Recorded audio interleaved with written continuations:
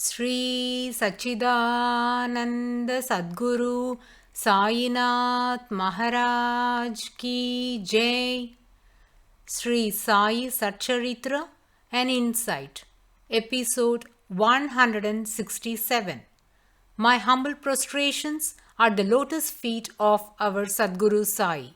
By the divine grace of Sai, an attempt has been made to translate the gist of the divine discourse of Sri Ramanathan brother telecasted in Sai TV. This is purely done to share the glory of Sai and his divine teachings with more insight to the aspirants. Om Gurur Brahma Gurur Vishnu Gurur Devo Maheshwaraha Guru Sakshat Parabrahmam Tasmai Shri Gurave Namaha. Devotees, in the previous episode, we were heeding to the Leela related to the Madras Bhajan party that came to Shiradi for Sri Sai Maharaj's darshan. But their mind was greedy for money, so they expected to receive lots of cash gifts from Sri Sai Baba and use that money for their pilgrimage to Kasi. They came to Sri Sai's darshan, sat in his presence and began to sing bhajans in their melodious voices. Sri Sai Maharaj gave 1 peanut barfi as prasadam and ₹1 for the entire group of 4 members. Sri Sai Baba's actions are unfathomable and are beyond our perceptions. Though everyone knew that Sri Sai Maharaj gives dakshina to devotees, needy people, magicians, ghazal singers, dancers, and other artists, at times he would not give even an anna to the beggar, and sometimes a rich person might get some money from Sri Sai Baba. So none can perceive his behaviors, and only he knew the pros and cons of it. The group was much upset as they got just ₹1 from Sri Sai Baba. Still, they hoped that they might get a greater amount the following day or the day after.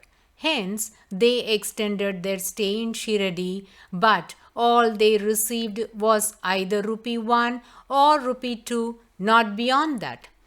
Among the 4, that is Govinda Swami alias Bau Swami, his wife Adilakshmi, their daughter and sister of Adilakshmi, Adilakshmi Ammal's heart was filled with loving devotion. Though she also had some desire for money, this attitude of hers is narrated by Hemat Panji in a different OV. Omniscient Sri Sai Baba wanted to shower his grace upon Adilakshmi Ammal as a recognition for her prema bhakti. Her devotion towards Sri Sai Maharaj is beautifully elucidated by Hemat Panji using the following analogies. The peacock that dances at the sight of the clouds, and like the chakora bird that gets happy on seeing the moon. In the above 2 analogies, Sri Sai Baba is considered as the clouds, and the joy she experiences is that of the peacock that gets fascinated on seeing the clouds. Then, Sri Sai Maharaj is considered as the moon, and the lady was so happy as that of the chakora bird on seeing the splendid form of Sri Sai Baba. Seeing the intense love and devotion of Adilakshmi Ammal, Sri Sai Maharaj decided to bestow his grace upon her.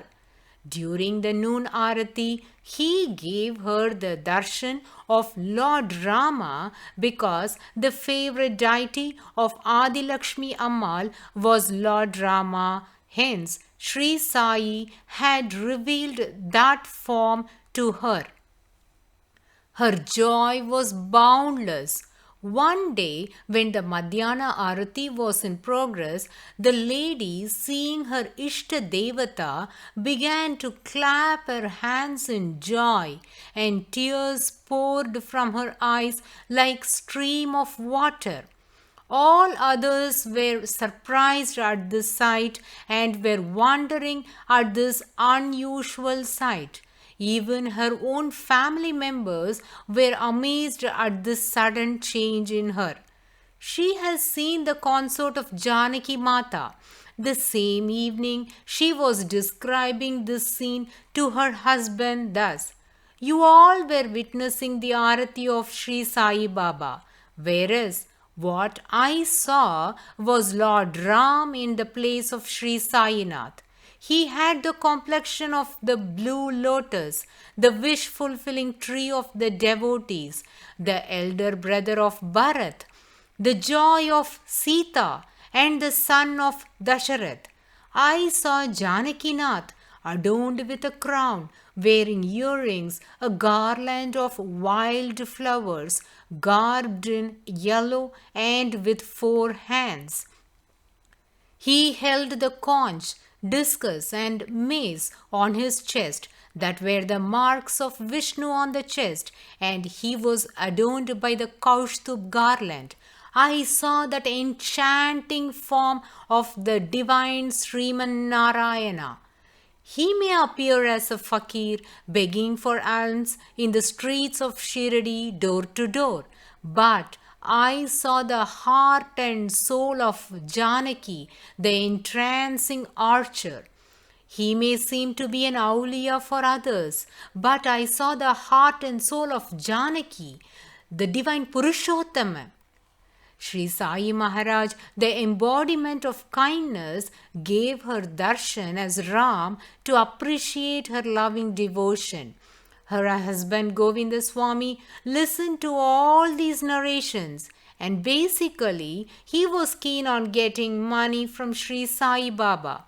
He brushed away her thoughts by ridiculing, "Women are guileless," like this. How would Raghupati be here?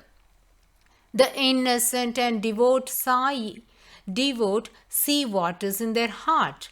We all saw Sai. How can she alone see Ram? Thus he kept giving many remarks, but none of these bothered her, as it was not her imagination. The husband was not at all ready to accept her vision and commented that it was her imagination, whereas she had such a clear vision that enabled her to give even the intrinsic details of the manifested form of Sri Ram, such as the 4 shoulders, the marks on his chest, the weapons held by the Lord on his arms, his magnificent form, and so on. This is termed as Sakshatkar, that is, the vision which is exactly as that of seeing in person. Hence, she didn't mind the taunting of her husband.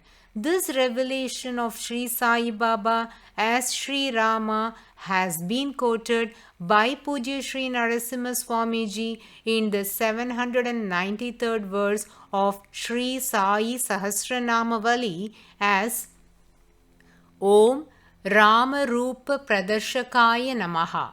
Salutations to the one who revealed in his own body the form of Rama, that is, to the South African doctor and to the mendicant Adilakshmi of Madras.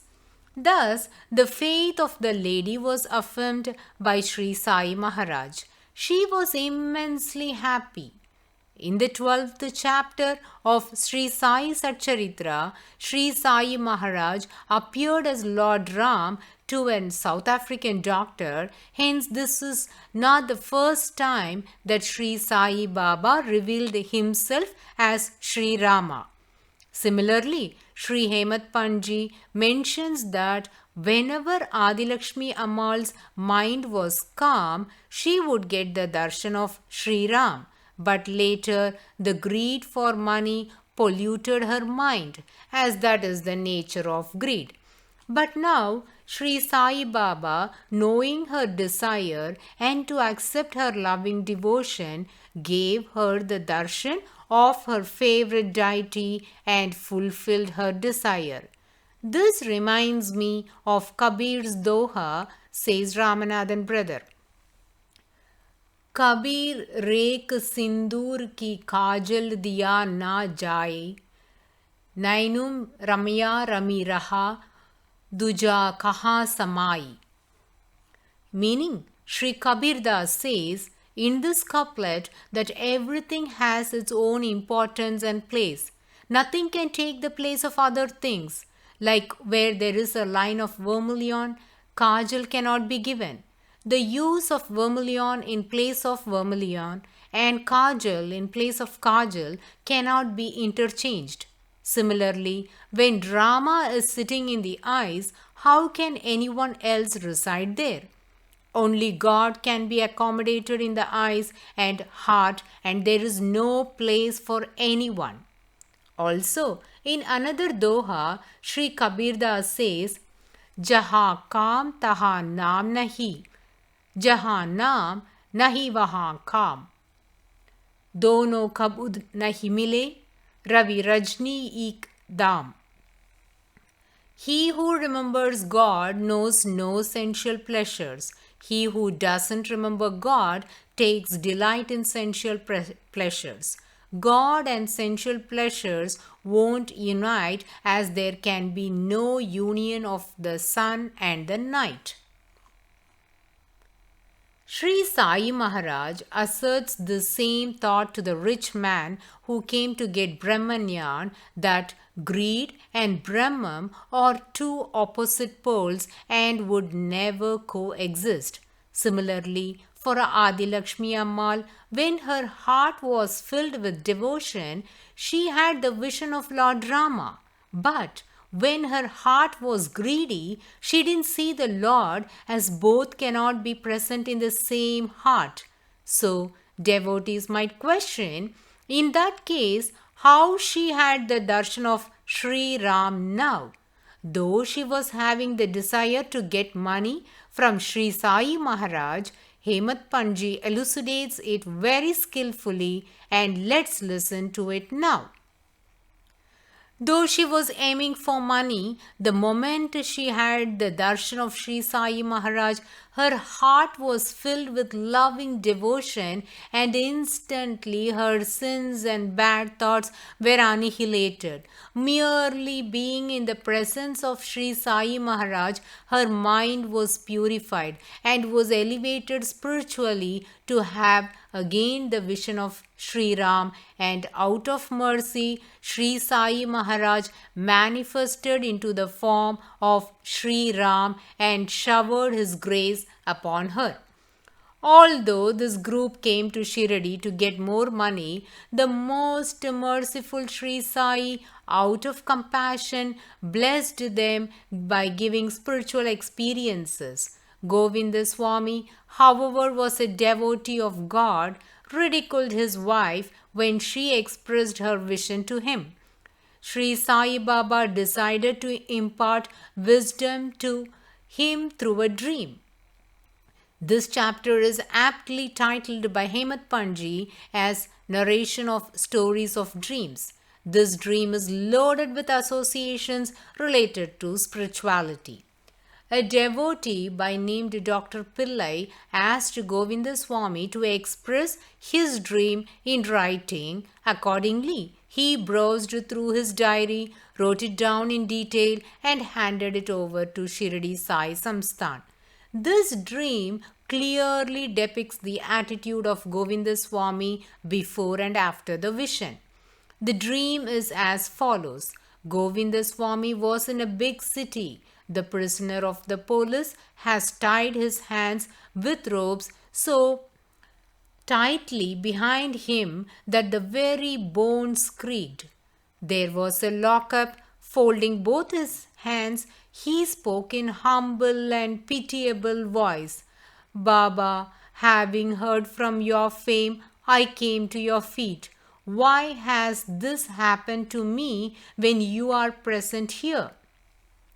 Sri Sai Baba replied, "One must suffer for one's deeds."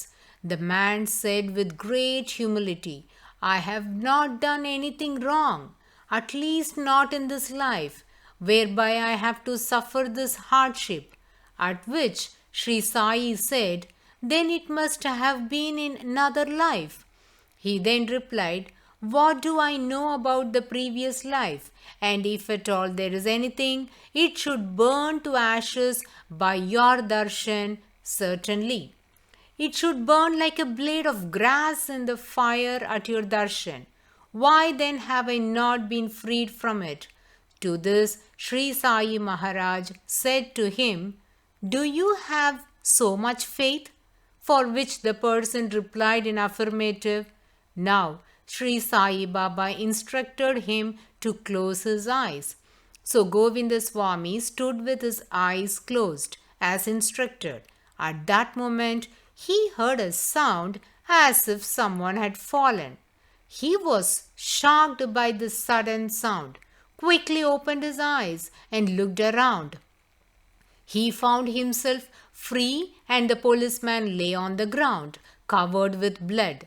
Govinda Swami was very frightened by this. He looked at Sri Sai Maharaj, who laughed and said to him, "You are well caught. Now an officer will come and after observing everything will certainly declare you to be the culprit. He will arrest you again." Govinda Swami said sincerely, "Baba, what you say is true. Do something and have me released. No one else except you can protect me." Hearing this, Sri Sai said, "Close your eyes again." He obeyed the command, and then, when he opened his eyes, he saw another strange sight. He was outside the lockup and Sri Sai Baba was near him. He did an eightfold obeisance. Then Sri Sai asked him, "Now think well and tell me whether there is any difference between your prostration that you have done now and the ones that you have been doing before this." Govinda Swami replied, "As different as the sky is from the earth, my earlier prostrations were done for money, but this one is to confess you as God. Earlier I had no faith in you. Not only that, but I believed that as you were a Muslim, you were defiling the Hindus. That's why I was upset within me against you." In turn, Sri Sai Baba asked, "Do you not believe in any Muslim deity?" Govinda Swami said no abruptly. Baba then continued, "Do you not have a panja in your home? Do you not worship it during Tabut? Think carefully. You also have Kada Bibi at home, whom you worship and propitiate at the time of weddings. She is a Muslim deity." Govinda Swami replied in affirmative. How did Sri Sai Maharaj knew all that is happening at a person's home which is at Chennai, many thousands of miles away from Shirdi? What is this Panja and Tabut? What is the significance of worshipping all these can be listened in the coming episode. Bow to Sri Sai. Peace be to all. Om Sai Ram.